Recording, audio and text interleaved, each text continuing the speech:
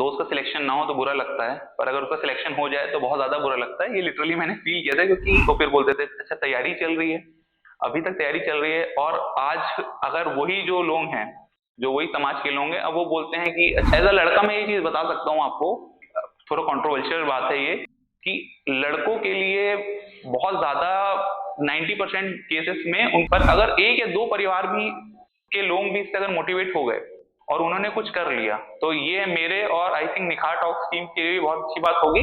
तो 95% लोगों के साथ ये प्रॉब्लम जरूर आएगी कि जो यंग वाली जो पोर्शन है वो उनकी तैयारी पे हावी हो जाएगी। 15 एग्जाम ऑल ओवर इंडिया और छत्तीसगढ़ के मिला के इंटरव्यू दिए थे।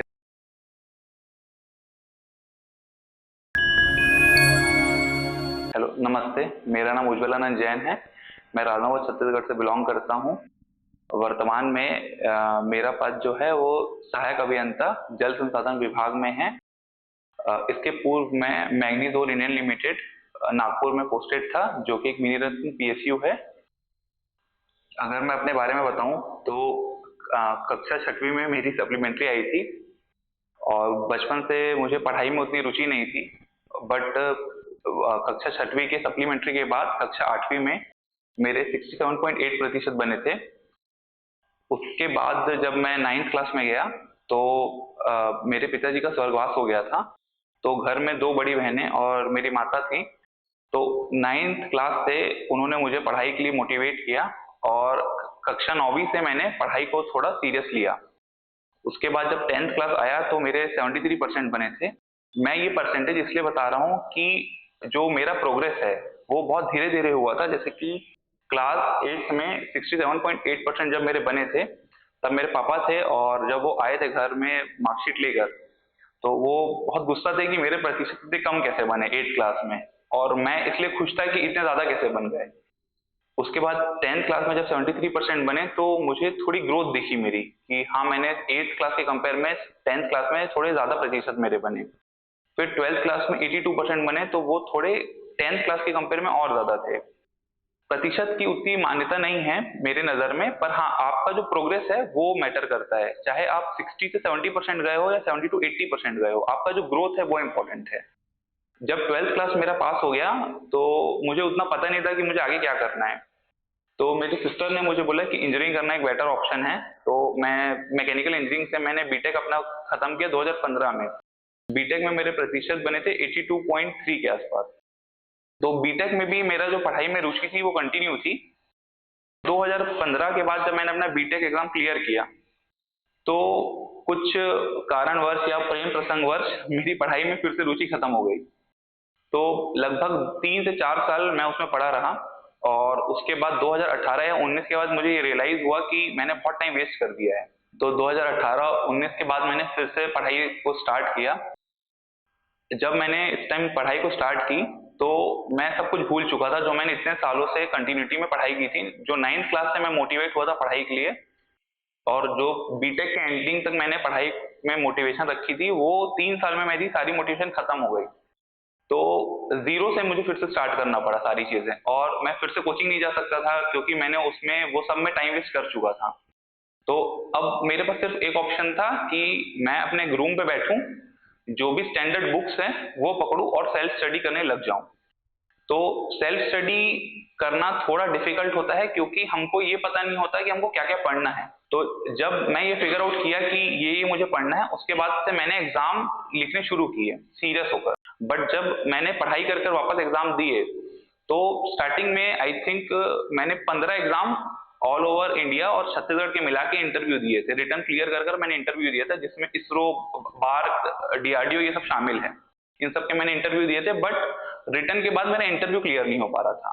तो फिर से एक और दुविधा मुझे आ गई कि अब इंटरव्यू तक तो मैं पहुंच जा रहा हूं, पर इंटरव्यू मेरा क्लियर नहीं हो रहा है। तो बट ये चीज मुझे मोटिवेट करती थी कि हाँ, मैं जो 2018 में था, जिसमें मेरे पास कोई नॉलेज नहीं थी, बट 2021, 22, 23 जब मेरे इंटरव्यू निकलने लग गए, रिटर्न में क्वालिफाई मैं करने लग गया, तो जो एक प्रोग्रेस है वो मुझे फील जरूर होता था कि हाँ, मैं प्रोग्रेस कर रहा हूँ। क्योंकि जिस एग्जाम में पहले मैं 100 नंबर से कट ऑफ रहता था, फिर उसका मेरा रिटर्न निकलने लग गया, फिर इंटरव्यू में मैं मिस करने लग गया। जैसे मैंने अपने आपको बताया है, मैंने लगभग 15 एग्जाम के इंटरव्यू दिए थे। उसके बाद मुझे सिर्फ ये पता था कि मुझे जो मेहनत करनी है वो मुझे इंटरव्यू में करनी है, क्योंकि एक टाइम ऐसा आता है कि जब आपको पता होता है कि आप रिटर्न, अगर मैं एग्जाम की बात करूं तो आपका एक ऑप्टिमम लेवल रीच हो गया है। जब वो रीच हो जाता है तो आपको सिर्फ अगला जो स्टेप होता है, जो कि ज्यादातर एग्जाम्स में इंटरव्यू होते हैं, तो वो इंटरव्यू फिर आप उस पर फोकस करते हैं। तो अगर असफलता की मैं बात करूं तो शायद अगर जितने मैंने एग्जाम के फॉर्म भरे हैं, अगर उसके मैं पैसे जोड़ लेता तो कोई मैं छोटा सा प्लॉट जरूर खरीद लेता छत्तीसगढ़ में।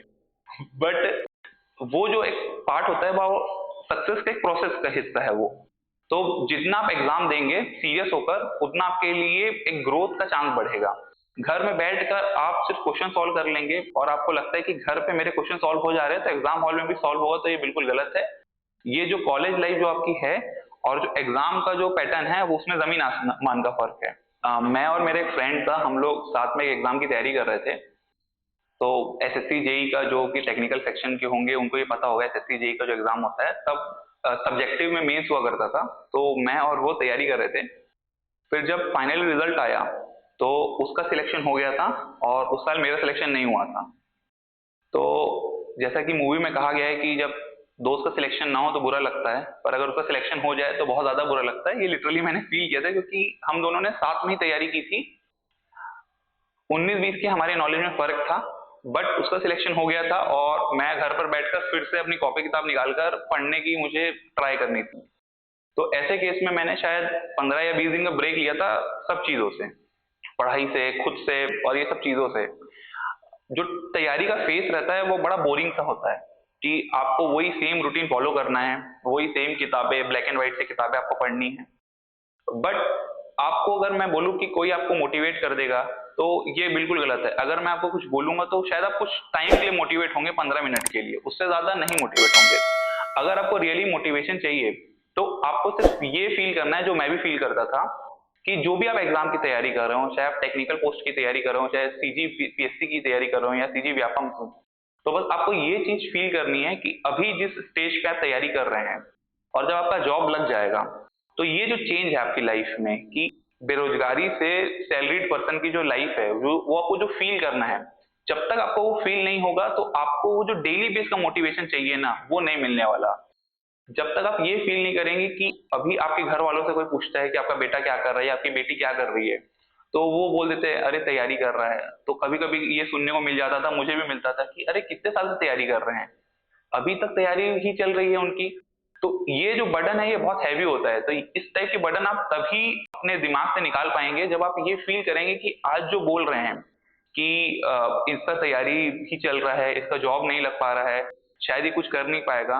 तो इस टाइप की जो नेगेटिव चीजें हैं वो तभी आप अपने जहन से हटा पाएंगे जब आप जर्नी में जो फाइनल डेस्टिनेशन है उसको आप फील कर पाए कि हाँ अगर मैं एक ऑफिसर बन गया या अगर मैं गवर्नमेंट जॉब में मेरी अगर सिलेक्शन हो गई तो ये समाज का नजरिया कैसे बदल जाएगा। ज्यादा समय नहीं हुआ है, 1.5 साल पहले ही मेरी मम्मी से लोग पूछते थे उनका उनका बेटा क्या कर रहा है, तो फिर वही मम्मी बोलती थी कि तैयारी चल रही है बेटे की, तैयारी चल रही है। तो फिर बोलते थे अच्छा तैयारी चल रही है, अभी तक तैयारी चल रही है। और आज अगर वही जो लोग हैं, जो वही समाज के लोग हैं, अब वो बोलते हैं कि अच्छा आपका बेटा शादी लायक हो गया है, अच्छा हमारे पहचान में एक लड़की है उससे उसकी शादी करा दें, क्योंकि वो आपको पसंद नहीं कर रहे हैं, आपकी जॉब को पसंद कर रहे हैं। और एज अ लड़का मैं ये चीज बता सकता हूँ आपको, थोड़ा कंट्रोवर्शियल बात है ये, कि लड़कों के लिए बहुत ज्यादा 90% केसेस में उनकी जॉब ही मायने रखती है कि वो कितना कमा रहे हैं। मैंने आज तक नहीं देखा, मेरी बहनों की भी शादी हुई, मैंने ये नहीं देखा कि लड़का दिखता कैसा है, लड़का लड़का चलता कैसा है, कोई ये कभी नहीं पूछता। वो सिर्फ ये पूछते हैं अच्छा लड़का कमाता क्या है, लड़का करता कितना है, क्या करता है, कितना सैलरी कमाता है, जॉब कौन सी है, क्या बिजनेस कौन सा है। तो लड़कों के लिए मेन क्राइटेरिया जॉब होता है। और आज के जमाने में लड़कियों के लिए भी जो क्राइटेरिया हो गया है, क्योंकि आजकल लड़के हाउस वाइफ हो गई, ये इन लोग तो शायद शादी करना नहीं चाहते क्योंकि खर्चे इतने हो गए हैं कि लड़कियों के लिए भी जॉब उतनी इंपॉर्टेंट हो गई जो एक समय पे लड़कों के लिए थी। तो जो भी मेरी बहनें हैं और जो मेरे भाई हैं, चाहे अब लड़का हो या लड़की, जॉब अब दोनों के लिए उतनी इंपॉर्टेंट हो गई क्योंकि खर्चे बहुत हो गए जिंदगी के। अभी तो आपको ये नहीं फील होगा क्योंकि आप अभी घर पे हैं, मे बी फादर पे डिपेंडेंट हो गया, मदर पे डिपेंडेंट होंगे, या अगर आप प्राइवेट जॉब भी कर रहे होंगे तो सिर्फ इसके लिए कर रहे होंगे ताकि आप तैयारी कर सकें। तो मेरी जो लाइफ में टर्निंग पॉइंट आया था, वो आपकी किसी की भी लाइफ में सिर्फ एक टर्निंग पॉइंट नहीं होते, बहुत सारे टर्निंग पॉइंट होते हैं जिसको आपको पिक करना रहता है। अगर वो पॉइंट आप छोड़ दिए तो आप लाइफ में थोड़े पीछे हो जाएंगे। मेरी जो पहला टर्निंग पॉइंट आया था जब मेरे पिताजी नहीं रहे थे और मैं पढ़ाई में बिल्कुल ध्यान नहीं लगता था। तो फिर जब दीदी लोग ने बोला और मेरी मम्मी ने बोला कि बेटा पढ़ ले वरना फिर तेरा कुछ नहीं हो पाएगा, तो वो एक पहली जो थी वो बड़ी छोटी उम्र में आ गई थी जब मैं 9th क्लास में था। उसके बाद से मैंने कंटिन्यूअसली पढ़ी थी 2015 तक। फिर 3 साल का मेरा, मैंने आपको बताया, ब्रेक हो गया था लाइफ में। तो 2018-19 के बाद मुझे फिर से एक दिन मैं बैठा हुआ था, ऐसे ही रैंडमली सोच रहा था, क्योंकि पढ़ता तो मैं था नहीं। तो मैं रैंडमली बैठा हुआ था और मुझे समझ नहीं आ रहा था मैं लाइफ में कर क्या रहा हूँ, क्योंकि जिस लड़के को पढ़ाई अच्छी लगती थी अब वो पढ़ नहीं रहा है, तो एक घुटन सी जरूर मुझे महसूस होती थी। तो मैं एक दिन जरूर वैसा बैठा था और मैं सोचा था अब मैं अपनी लाइफ में करूंगा क्या, कि कुछ हो पाएगा मेरी लाइफ में या एक मीडियोकर सी जिंदगी में गुजार लूंगा और चले जाऊंगा इस दुनिया से। तो उस दिन मुझे थोड़ा फील हुआ और खुद से थोड़ा अपने पे लिए बुरा भी लगा कि मैं शायद गलत इंसान को समय दे रहा हूँ, जो कि मुझे शायद पढ़ाई और अपने करियर को देनी चाहिए। एक बार करियर आपका सेट हो गया तो जो प्रॉब्लम्स हैं वो खत्म तो नहीं होगी, पर हाँ 100 जो प्रॉब्लम आने वाली है आपकी लाइफ में वो सिर्फ 10 रह जाएगी। तो 10 प्रॉब्लम तो आप सॉल्व कर सकते हैं खुद से, पर 100 प्रॉब्लम तो शायद आप सॉल्व नहीं कर पाएंगे। इसलिए जॉब या सेटल होना जरूरी होता है लाइफ में। तो जब 2018 में मैं बैठा हुआ था तो मुझे फील हुआ कि शायद बहुत मैंने टाइम वेस्ट कर लिया, जितना मुझे करना था उससे ज्यादा ही मैंने कर लिया। तो मैंने उस समय ठाना कि अब यार जो कुछ होगा लाइफ में, जब तक जॉब नहीं लग जाएगा या जब तक मैं कुछ अच्छा अचीव नहीं कर लूंगा लाइफ में, तब तक मैं क्विट नहीं करूंगा और पढ़ाई को नहीं छोड़ूंगा। भले ही मैं किसी भी मूड में हूँ, किसी भी चीज में हूँ, शादी में भी जाता था तो एक पैरेलली मुझे ये दिमाग में चलता रहता था कि यार जॉब जॉब नहीं लगा है, जॉब नहीं लगा है। सो जो भी बच्चे ये देख रहे होंगे, आपकी लाइफ का वो टर्निंग पॉइंट आपको जरूर पिक करना चाहिए। वो आपको किसी भी रूप में आ सकता है, किसी दोस्त के कहने पे आ सकता है कि तू क्या कर रहा है लाइफ में, आप उसको भी एज अ टर्निंग पॉइंट ले सकते हैं। जरूरी नहीं है कि जो मेरे लाइफ में हुआ वो आपकी लाइफ में होगा, सबकी लाइफ अलग होती है। बट टर्निंग पॉइंट भगवान सबको मौका देता है एक चेंज करने का अपनी लाइफ को। तो जब इतना सब कुछ मेरी लाइफ में हुआ, इतना सब कुछ मैंने सहा और इतना कुछ मैंने ट्राई किया, उसके बाद जब मेरा पहला एग्जाम निकला था, वो था जो गवर्नमेंट का एग्जाम था, वो था मोइल का, मैग्नीज और इंडियन लिमिटेड, जो कि एक मिनी रत्न पीएसयू है। उसमें मेरा all over India rank first आया था मैकेनिकल स्ट्रीम में। फिर वो जो पहला पेपर था मेरा, उसके बाद जो वो पहली बार मेरे जीजा जी ने आके मुझे बताया था कि उज्जवल टॉप किया उस एग्जाम पे, तो पहले तो मुझे यकीन नहीं हुआ, क्योंकि इतने आप लो हो चुके रहते हैं लाइफ में कि कुछ अच्छा भी आपको लगता है नहीं नहीं नहीं कोई बेवकूफी आपको बना रहा है। खुद से वेबसाइट चेक किया और हाँ लिटरली मेरा रैंक फर्स्ट था मैकेनिकल में। तो वो उस दिन जो मुझे नींद आई थी ना, वो आज तक मुझे नींद नहीं आई। उस दिन जो मैं एकदम चैन से सोया था कि हाँ भाई अब ठीक है, अब कुछ तो है अपने पास लाइफ में, कि अब बेरोजगार तो नहीं रहना है आगे। एक वो जो फील था, वो जब भी आपका आज या कल या 1 साल या 2 साल जो भी वीडियो देख रहा है, जिस दिन आपका वो एग्जाम निकलेगा आपको मेरी बात जरूर याद आएगी कि हाँ किसी लड़के ने जरूर बोला था कि वो जो फील आता है ना वो आपको लाइफ में कभी वैसा फील नहीं आएगा। जो एक स्ट्रगल खत्म होने का फील आपको आता है ना, वो कभी नहीं आने वाला। उसके बाद मैंने एसएससी जेई का एग्जाम में all over India rank 5th आया था मेरा मैकेनिकल में। फिर गेट में मेरा रैंक मैकेनिकल स्ट्रीम में 181 था और इंजीनियरिंग साइंस में मेरा गेट में रैंक ऑल ओवर इंडिया 8 था। उसके बाद मैंने भेल एग्जाम भी क्रैक किया, भेल में भी मेरा ज्वाइनिंग लेटर आया था, बट मैंने उस टाइम मेरे स्टेट में जो था सीजीपीएससी स्टेट इंजीनियरिंग सर्विसेज 2021 में मेरा स्टेट रैंक फर्स्ट था। तो मैंने सोचा कि फाइनली मुझे स्टेट में आकर सर्व करना ज्यादा ठीक है। तो मैंने फिर फाइनली जो स्टेट इंजीनियरिंग सर्विसेज 2021 में मेरा सिलेक्शन हुआ था सीजीपीएससी के थ्रू, जिसमें मेरा स्टेट रैंक फर्स्ट था। वर्तमान में भी मैं उसी पोस्ट पे हूँ, असिस्टेंट इंजीनियर सहायक अभियंता की पोस्ट पे, और वर्तमान में मेरी पोस्टिंग बिलासपुर में है।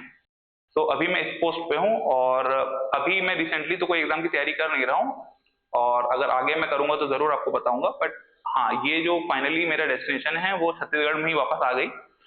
और जो भी बच्चे मुझे देख रहे हैं जो तैयारी कर रहे होंगे, मैं आपसे एक चीज जरूर कहूंगा कि जो हमारी तैयारी की उम्र है और जो हमारे यंग होने की उम्र है वो लगभग ओवरलैप करती है।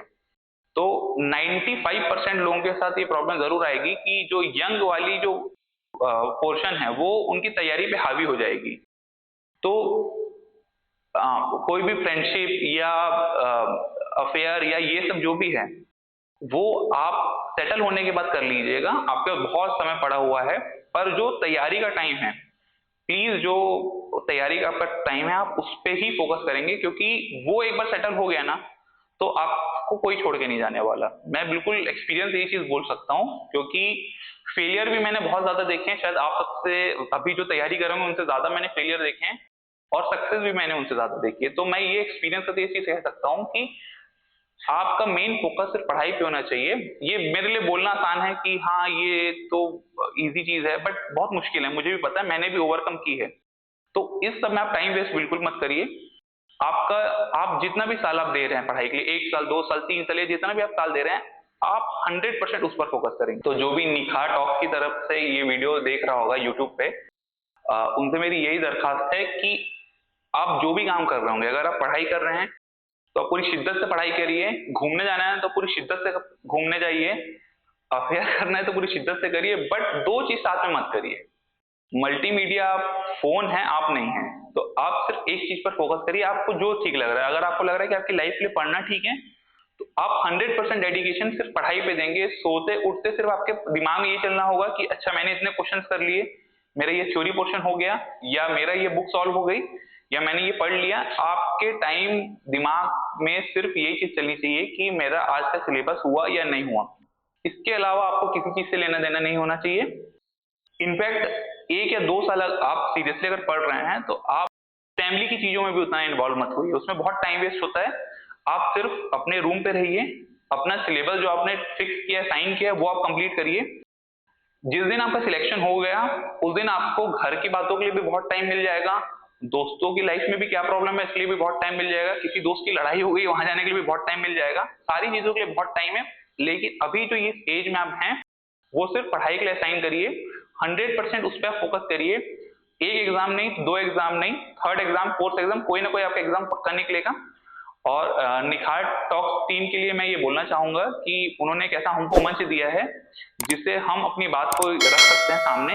जो भी यूथ है, जो भी एग्जाम की तैयारी कर रहा है, उसको ये मोटिवेशन, शायद अगर हम किसी 2 बच्चों को भी मोटिवेट कर दें और वो इस मोटिवेशन को लेकर कोई जॉब लगा ले, जिससे उसकी पूरी फैमिली आने वाली पुश्ते भी शायद उसकी सुधर जाएं, अगर ऐसा कुछ हो जाए तो ये बहुत अच्छी चीज होगी हमारे लिए। और आई थिंक निखार टॉक्स टीम के लिए भी बहुत अच्छी बात होगी कि अगर कोई भी मोटिवेट हो गया, 1 या 2, मैं नहीं बोलता कि पूरा छत्तीसगढ़ मोटिवेट हो जाएगा, वो तो इम्पॉसिबल है, पर अगर 1 या 2 परिवार भी के लोग भी इससे अगर मोटिवेट हो गए और उन्होंने कुछ कर लिया, तो ये मेरे और आई थिंक निखार टॉक्स टीम के लिए भी बहुत अच्छी बात होगी।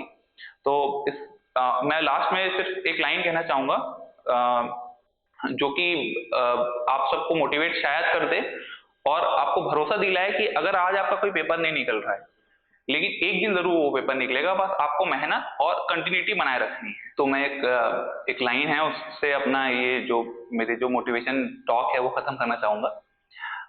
Today is difficult, tomorrow is much more difficult, but day after tomorrow is beautiful, most people died tomorrow evening.